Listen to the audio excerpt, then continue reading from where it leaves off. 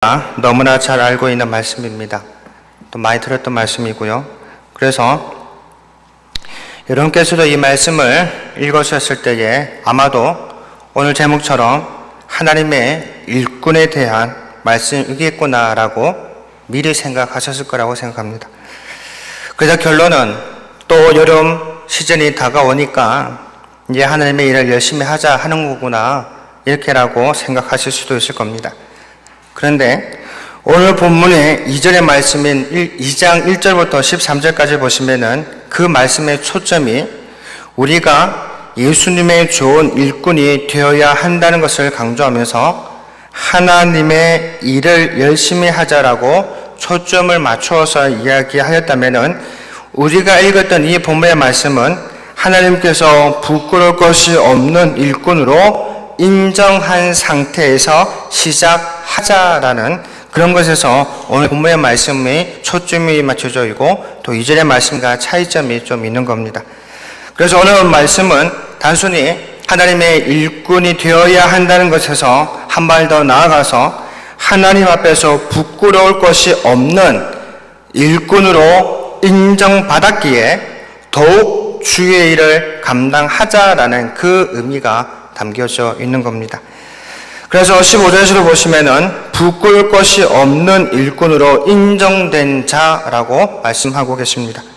이 말의 의미는 헬라 단어로서는 도키모스라는 이 단어를 사용하고 있는데 이 말은 시험이나 연단을 받은 후에 하나님으로부터 신실하다고 받아들여진 자들을 가리키는 용어입니다.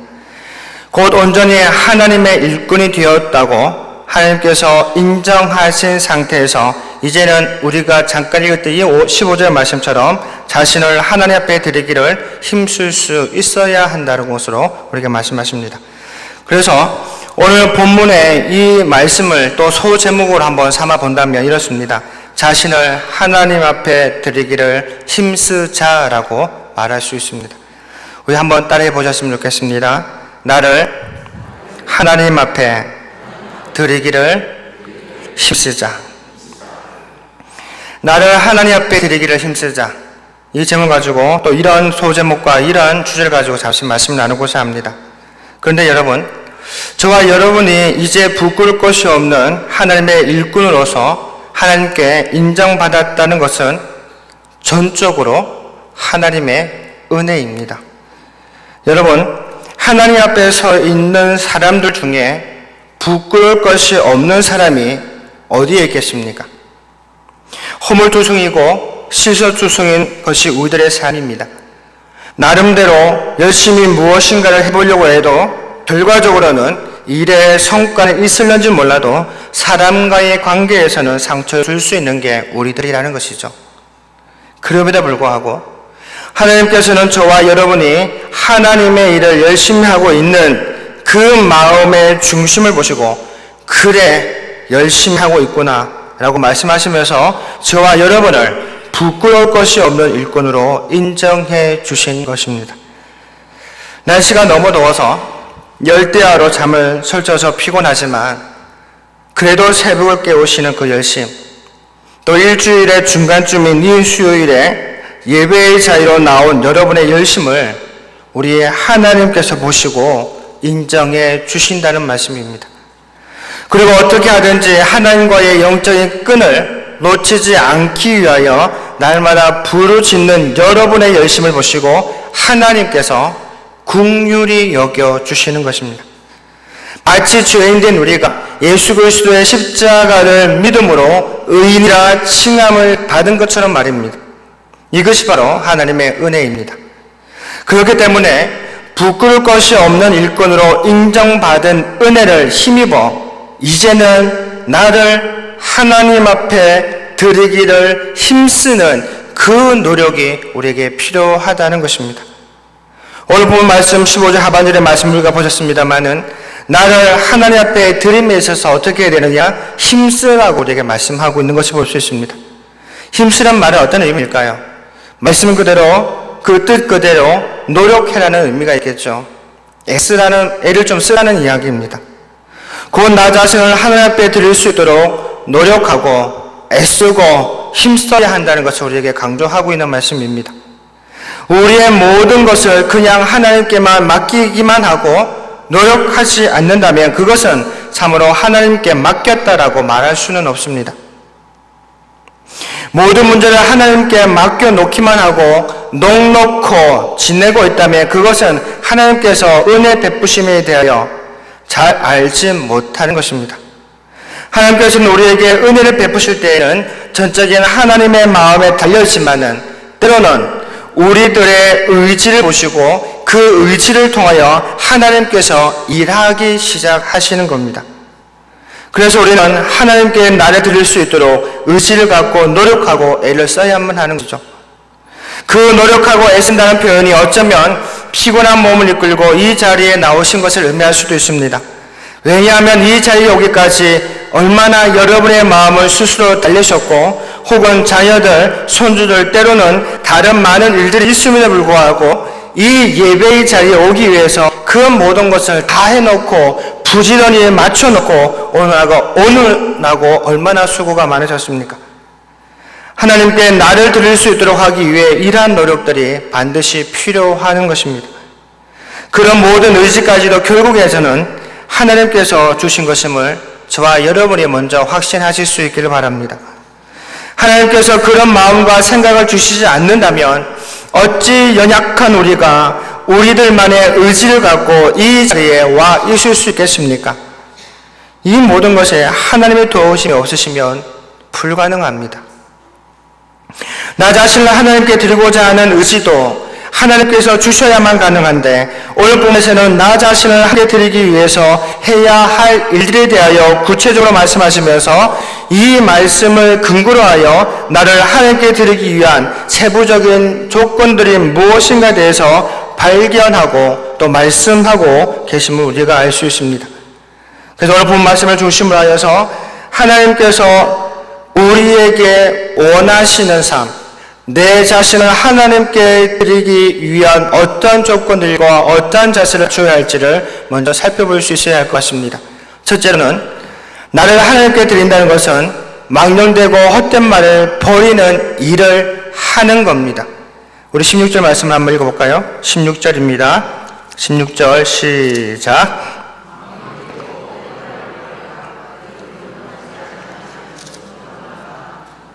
16절에 이 말씀을 보시면은 망령되고 헛된 말을 버리라라고 말씀하셨습니다. 이 본문에서 말씀하시는 망령되고 헛된 말이란 곧 진리에서 왜곡했다는 뜻인데 이 말씀은 18절에서 부활이 이미 지나갔다라고 떠들고 다니는 후메네오와 빌레도를 빗대어서 말씀하시는 겁니다. 곧 후메네오와 빌레도라는 인물들은 이단적인 사상을 가지고 교회를 파괴하려고 하는 이 불순한 의도를 가지고 있었습니다. 성경에서 빌레도라는 인물에 대해서는 잘 표현되어 있진 않지만은 후메네오라는 인물은 디모데전서 1장 20절에서 언급되어진 바가 있습니다. 그는 알렉산더와 더불어 사단에게 내어준 바 된 자다라고 평가받던 자입니다. 곧 그는 이전에 이미 교회로부터 출교당한 전력을 가진 사람이었습니다. 그는 아마도 교회로부터 공식적으로 출교당한 후에도 여전히 에베소 교회를 정복시키기 위한 노력을 멈추지 않는 까닭에 오늘 본문에서도 재차 다시 언급되어졌던 겁니다. 곧 후메네오와 빌레도 주장은 앞서 말씀드렸듯이 부활이 이미 지나갔다고 하면서 그리스도의 부활과 관련하여 성도들의 부활은 이미 지나갔다라고 주장하는 인물입니다. 분명한 사실은 그리스도의 부활이 이미 일어난 사실이고 그런 의미에서 볼 때에는 지나가 버린 것이 분명하지만 성도의 부활은 아직 남아 있습니다. 그리스도인들의 부활, 우리 성도들의 부활은 주님께서 오시는 그날 마지막 날에 몸의 부활을 통해서 궁극적으로 완성되어지기 때문입니다. 그럼에도 불구하고 거짓 교사들은 그런 부활이 이미 지나가 버렸다고 가르쳤는데 그런 가르침은 믿음이 약한 성도들의 신앙을 무너뜨리는 일이 되어버리고 말았던 것입니다. 그래서 18절 하반절 말씀을 보시면은 어떤 사람들의 믿음을 무너뜨리리라고 말씀하고 있습니다.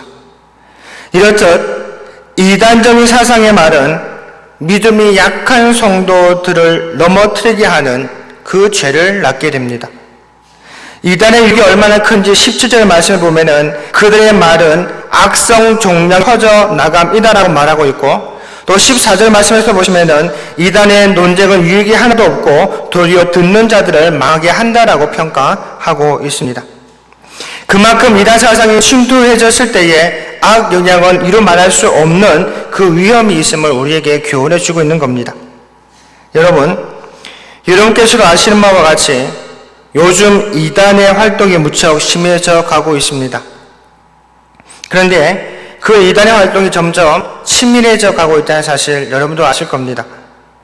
예전에 신천지 이단이 교회 침투해서 교회를 무너뜨리고자 할 때 교회에서는 신천지가 주장하는 것이 무엇인지에 대해서 포스터를 붙여놓고 이런 말을 하면은 신천지일 가능성이 많다라고 하는 그 내용들을 붙여놓기도 했습니다. 아마 우리 교회 그 뒤쪽에 가면 그 포스터를 여러분께도 보실 수 있을 겁니다.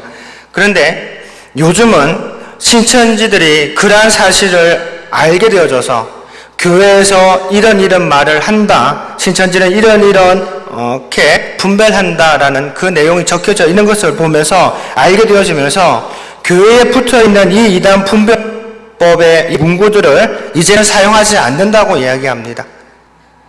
그만큼 치밀하게 자신들을 숨겨놓고 이단의 사상을 전하고 있습니다. 여러분, 세상은 점점 예수 그리스도의 신성과 인성을 부정하는 일들이 많이 생겨나고 있습니다.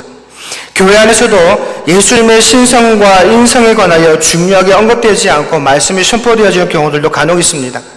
여러분, 예수 그리스도만이 우리의 구원자 되시고 신성과 인성을 갖추시면서 유일하신 구원자 되심을 조금도 의심 없이 확신하시면서 바른 신앙에서 바른 믿음 생활하시는 저와 여러분들이 되실 수 있기를 소망합니다. 세상에 망령되고 헛된 말에 현혹되지 마시고 오직 예수 그리스도만이 참 구원자이심을 날마다 고백하시며 살아가시는 저와 여러분들이 되시기를 소망합니다. 둘째로, 하나님께 나를 드린다는 것은 분쟁 없이 사람에 대하여 온유함으로 대하도록 노력해야 한다라고 말씀하고 있습니다. 우리 24절 말씀을 같이 읽어보겠습니다. 24절요. 시작. 주의 종은 마땅히 다투지 아니하고 모든 사람에 대하여 온유하며 가르치기를 잘하며 참으며. 24절의 이 두 번째 말씀 보시면은 주의 종은 마땅히 다투지 아니하고 모든 사람에 대하여 온유하며 라고 말씀하고 있습니다. 이 앞에 나온 주의 종이라는 단어가 자신을 하나님 앞에 드리는 그 사람을 말할 수 있습니다. 곧 하나님 자신을 드리는 주의 종은 모든 사람들 가운데서도 다툼을 하지 않고 온유함을 보이라라고 말씀하시는 겁니다. 온유함이란 뭡니까? 온유함이란 문자적인 의미로는 친절하고 동정심이 풍부하며 유순하고 겸손한 마음을 가르치는 겁니다. 여러분, 우리는 모든 사람들에게 향하여 이러한 온유함을 나타내어야 합니다. 여러분, 옆에 계시는 분을 한번 보십시오. 옆에 계시는 분을 보시면 정말 얼굴에 온유함이 넘쳐나지 않으십니까? 아멘 하신 분만. 네. 우리 그리스도인들의 표정에서부터, 우리 얼굴부터 온유함이 비춰져야 하는 겁니다. 그런 친절함과 동정심이 풍부하고 유순하고 겸손한 마음을 가짐으로 인하여서 분쟁 없이 다툼 없이 모든 사람과의 관계에서 화평을 이룬 삶을 살아갈 수가 있게 되어집니다. 하나님께서는 화평의 하나님이시고 예수님을 믿는 우리는 있는 그 자리에 분쟁과 다툼이 아닌 화평과 온유함을 넘치도록 해야 할 게 우리 그리스도인들의 모습입니다. 특별히 성도 안에서도 서로 친밀함과 성도를 향한 그리스도의 마음과 겸손한 마음으로 서로를 위로해 줄 수 있는 저와 여러분들이 되시기를 소망합니다. 온유함으로 하나님께 영광을 돌리시는 저와 여러분이 되시기를 소망합니다. 근데 하나님께서는 또 우리에게 말씀하시는 것은 성도뿐만 아니라 거역하는 자를 위하여서도 온유함으로 훈계할 수 있어야 된다라고까지 우리에게 말씀하십니다. 우리 25절 말씀 한번 읽어보겠습니다. 25절요. 시작.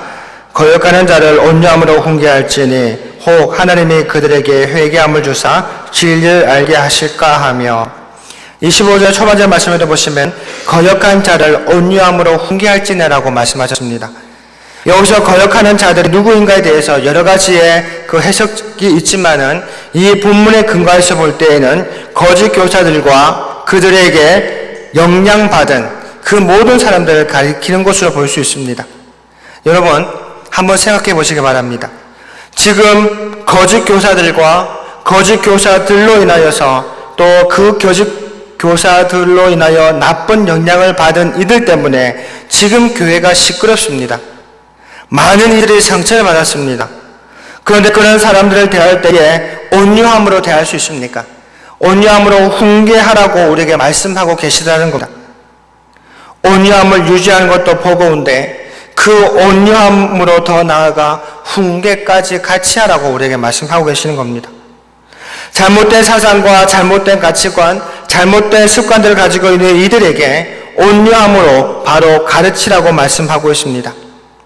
인간적으로 생각해보면 그렇게 할 필요까지 있을까라고 생각할 수 있습니다. 나와 생각을 달리하는 사람에게 찾아가서 온유함으로 함께하자고, 또 이런 부분에 있어서는 잘못된 것들이 있다고 말 필요가 있겠나 싶을 때가 있다는 것이죠. 그런데 오늘 본문 읽었던 25절 말씀, 더 나아가 26절의 말씀을 보시면은 이런 사람들에게까지 온유함으로 훈계를 해야 할 이유가 무엇인지를 우리에게 정확하게 말씀해 주고 있습니다. 다시 한번 25절과 26절 이어서 같이 읽어보겠습니다. 시작. 거룩하는 자를 온유함으로 훈계할지니 혹 하나님이 그들에게 회개함을 주사 진리를 알게 하실까 하며 그들로 깨어 마귀의 올무에서 벗어나 하나님께 사로잡힌 자 되어 그 뜻을 따르게 하실까 함이라. 이 말씀을 좀 더 쉽게 번역해서 해놓은 쉬운 성경에서 이렇게 표현하고 있습니다. 또한 진리를 거역하는 자들에게도 온유한 마음으로 가르쳐야 한다. 그러면 하나님께서 그들의 마음을 변화시켜 진리를 따르도록 만드실 것입니다. 마귀는 그들을 올무에 묶어두고 제멋대로 하려고 했지만 결국 그들은 하나님의 뜻을 따라 살게 될 것입니다 라고 기록했습니다. 결국 거역하는 사람이라고 할지라도 하나님께서 그들의 마음을 변화시킬 수 있기 때문에 인간적인 분쟁과 다툼과 화냄을 멈추고 온유함을 유지하라라고 우리에게 말씀하십니다. 결국 하나님께서 각 개인들을 어떻게 쓰실지 우리는 아무도 모르기 때문에 모든 사람 앞에서 온유함을 유지할 것을 우리에게 교훈해 주고 계시는 겁니다. 내가 한번 온유함으로 훈계할 때 실수한 그 사람이 바른 믿음 생활을 할 수 있는 그런 기회가 제공되어지고 그 기회를 통하여 다시금 하나님의 백성으로서 회복될 수 있기 때문에 온유함으로 훈계할 것을 우리에게 말씀해 주고 있는데 그 역할들을 우리가 하고 있다면 얼마나 감사한 일이겠습니까? 여러분, 교회 안에서 나와 다른 신앙관을 가지고 있는 이들도 참 많습니다. 그러나 때로는 또 말씀에 어긋나는 가치관을 가지고 계신 분들은 없지는 있을 겁니다.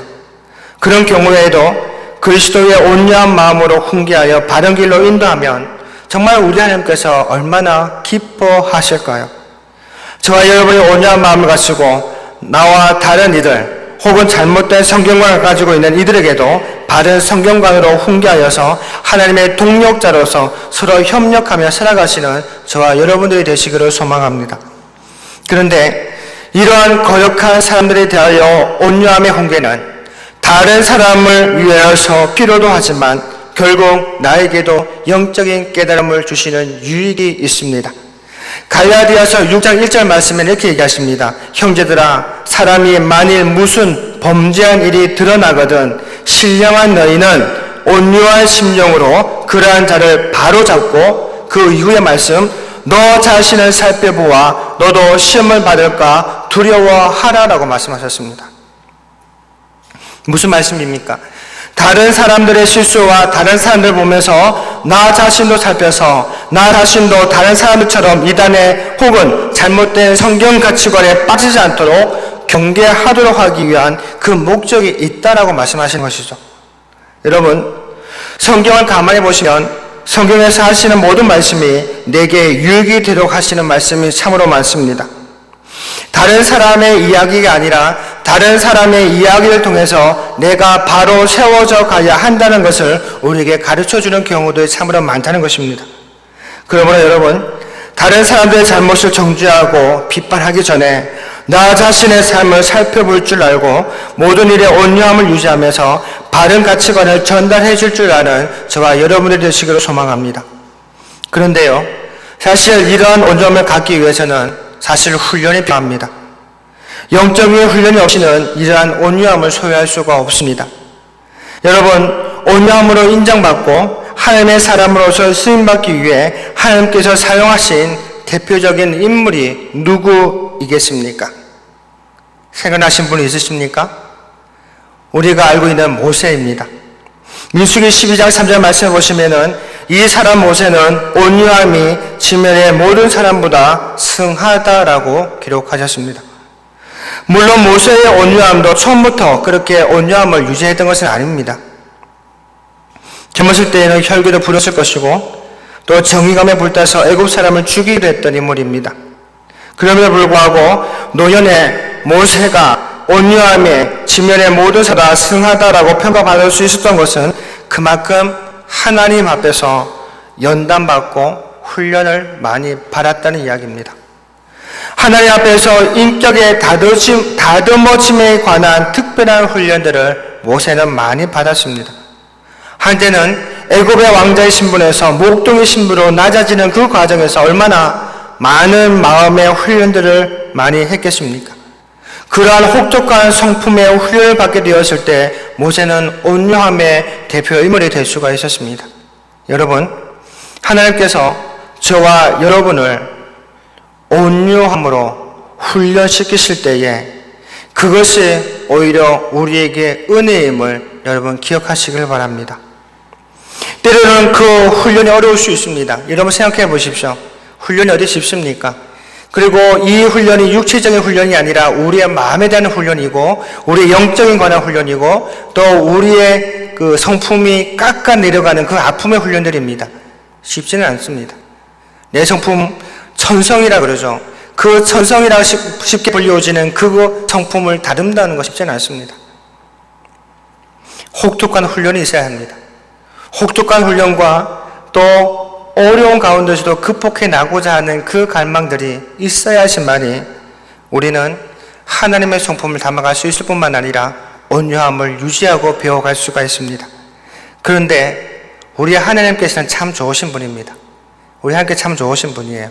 왜냐면요, 우리 하나님께서는 혹독한 훈련을 시키시고 나서 그냥 내버려 두지 않으세요. 혹독한 훈련을 시키셔서 연단시키시고 성품을 다루시면 그만큼 우리에게 또 은혜를 주시는 분입니다. 그래서 주님께서는 온유한 자는 복이 있나니 저희가 땅을 기업으로 받을 것이라고 하시면서 어떤 방법이든 어떤 형식으로든 우리에게 복 주시기를 원하고 바라시는 것입니다. 그러므로 여러분, 혹 여러분의 삶 속에 어려움이 있고 또 성품을 다듬게 하시는 그런 훈련들이 있다 그러면 이렇게 생각하셨으면 좋겠습니다. 아, 이제 나에게 복 주시려고 준비하고 계시는구나. 이제 나에게 더 나은 것을 주시기 위해서 훈련시키시고 연단시키시는구나. 아, 이 성품이 잘 다듬어지고 깎여지면은 온유함을 계속 유지하면 하나님께서 그 온유함을 통해서 나에게 큰 은혜를 주시겠구나. 우리는 이 생각을 가지고 살아가야 할 존재들입니다. 한번 따라해 보겠습니다. 어려울 때일수록 하나님의 성품을 닮아가기 위해 날마다 기도하고 날마다 말씀 읽으면서 하나님의 성품을 담기를 원하는 우리가 되기를 원합니다. 한 번 더 따라해 볼게요. 그렇게 되면 하나님께서 나에게 복 주실 줄 믿습니다. 저와 여러분이 하나님 앞에 훈련되어졌을 때, 또 하나님 앞에 온유함으로 나아갈 때, 성도에게 온유함으로 나아갈 때 하나님께서는 우리에게 또 다른 특별한 은혜를 허락해 주실 줄 믿습니다. 그런데 잠언 9장 8절 말씀 보시면은 훈계에 대하여서 지혜를 좀 발휘하라고 우리에게 말씀하고 있습니다. 곧 거만한 자를 책망하지 말라. 그가 너를 미워할까 두려우느니라. 지혜 있는 자를 책망하라. 그가 너를 사랑하리라고 말씀하십니다. 여기서 거만한 자를 책망하지 말라는 것은 그 마음에 교만함이 가득 찬 사람에게는 책해봤자 듣지 않는다는 이야기입니다. 듣지 않을 뿐만 아니라 오히려 악한 심정으로 받아서 나를 미워하게 만든다는 것이죠. 그런 사람에게는 온유함으로 훈계하더라도 오히려 역효과가 되기 때문에 때로는 그냥 내버려두고 하나님께서 그의 교만을 꺾으시고 그런 후에 하나님의 보호하심 속에 들어갈 수 있도록 너희들은 기도하는 일에 먼저 이어야 한다라고 말씀하고 있습니다. 여러분, 사람을 변화시키는 것은요, 하나님밖에 없습니다. 사람을 변화시키는 것은 하나님이세요. 그러나 성도로서 온유한 마음과 온유한 훈계를 함으로 인하여 다른 사람을 세우는 일이 바로 나를 하나님께 드리는 일이 됨을 알기에 때로 힘들더라도 그 사람들과의 관계에서 온유함과 훈계로 나아가게 되어지고 또 그런 말미암아 하나님 앞에서 성장할 수 있게끔 만들어가는 것입니다. 여러분, 궁극적으로 사람을 변화시키는 것은 하나님이시지만 우리에게 주어진 의무가 있다는 사실을 기억하셔서 온유함으로 훈계하여 그 사람을 다시 하나님께서 원하시는 사람으로 만들어갈 줄 아는 저와 여러분들 되시기를 소망합니다. 대체로 하나님 앞에서 귀한 것으로 쓰임으로 거룩하게 생활해야 합니다. 우리 11절 말씀을 같이 읽어보겠습니다. 21절요. 시작. 그러므로 누구든지 이런 것에서 자기를 깨끗하게 하면 귀히 쓰는 그릇이 되어 거룩하고 주일의 쓰임에 합당하며 모든 선한 일에 준비함이 되리라. 또 20절 말씀 보시면 큰 집에 금그릇과 은그릇, 나무그릇과 질그릇이 있는데 귀하게 쓰는 것도 있고 천하게 쓰는 것도 있다고 하면서 그 중에 깨끗한 그릇을 사용한다라고 말씀하고 있습니다. 아무리 금그릇이고 은그릇이라 할지라도 지저분하며 사용하지 않지 않습니까? 그렇지만 비록 질그릇이며 나무그릇이라 할지라도 그 속이 깨끗하면 쓰임을 받을 수밖에 없습니다. 여러분, 성도라면 누구나 하나님 앞에서 크게 쓰임받고 싶어 합니다. 아니, 그러한 마음을 여러분이 가지셔야 합니다. 내가 하나님 앞에서 크게 쓰임받기를 원한다라는 그러한 거룩한 욕심이 사실 우리들 속에 있어야 하는 겁니다. 그러나 그렇게 하나님 앞에서 크게 쓰임받기를 원한다면 우리는 먼저 내 자신을 깨끗게 하여야 합니다. 깨끗한 그릇이 되지 못하면 아무 곳에도 쓸모가 없기 때문입니다. 여러분 스스로가 나는 과연 하나님 앞에서 깨끗한 그릇인가? 그래서 하나님께서 크게 쓰임받는 그 준비가 되어 있는가를 한번 살펴보시길 바랍니다. 만약 내 그릇이 내 욕심으로 가득 차 있다면 그러한 세상적 욕심을 비우고 성령의 충만함과 거룩함으로 채워가시길 바랍니다. 성령의 충만함과 거룩함을 유지하기 위해서 날마다 말씀을 가까이 하고 더운 날씨라고 하여서 짜증내고 불편하기보다는 날마다 예배의 자유 나오고 더불어 하나님과 날마다 동행하는 삶을 통하여 거룩함을 유지하시는 저와 여러분이 되시기를 소망합니다. 이런 과정들을 다 경험한 후에 하나님께서는 저와 여러분을 사용하여 주실 줄 믿습니다. 성도에게 있어서 가장 큰 행복은 무엇일까요?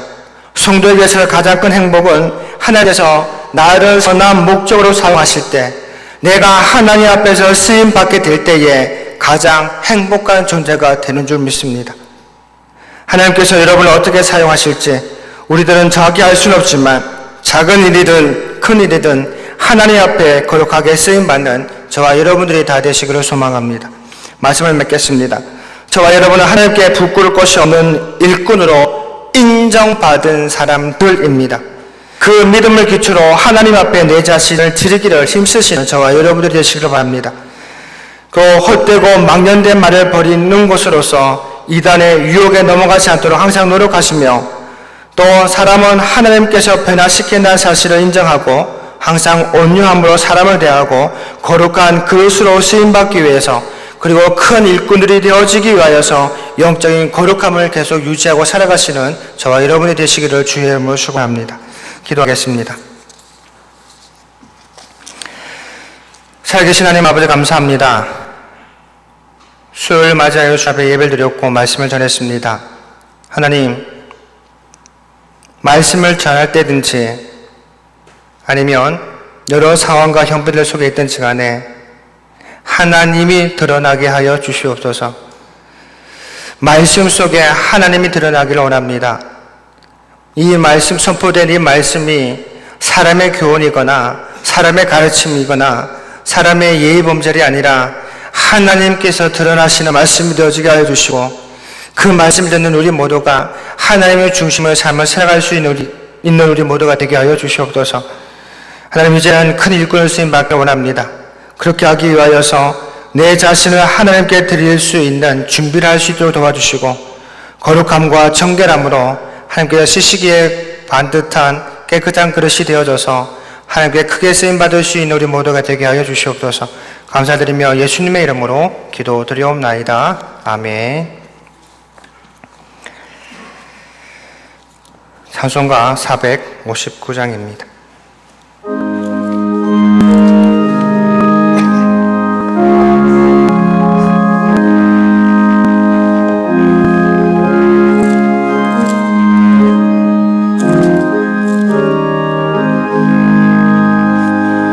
누가 주를 따라 섬기려는가? 누가 죄를 떠나 주만 따를까? 누가 주를 섬겨 남을 구할까? 누가 주의 뒤를 따라가려나?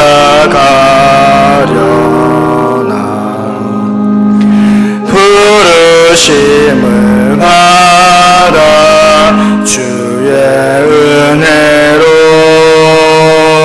주를 따라가네. 주만 따르네. 세상 영광 위에 따름하리요. 크신 사랑이네. 주만 따르고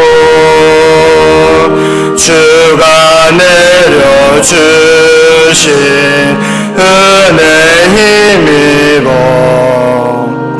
주의 뒤를 따라 힘써이 하네. 받아 주의 은혜로 주를 따라가네. 주만 따르네. 환난 핍박 많고 원수가 많아 주의 용사도 힘이 강하니 누가 능히 이겨 넘어뜨리랴. 변함없는 진리 승리하리라. 기쁜 찬송하며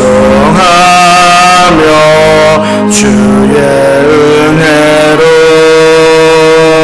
주를 따라가네.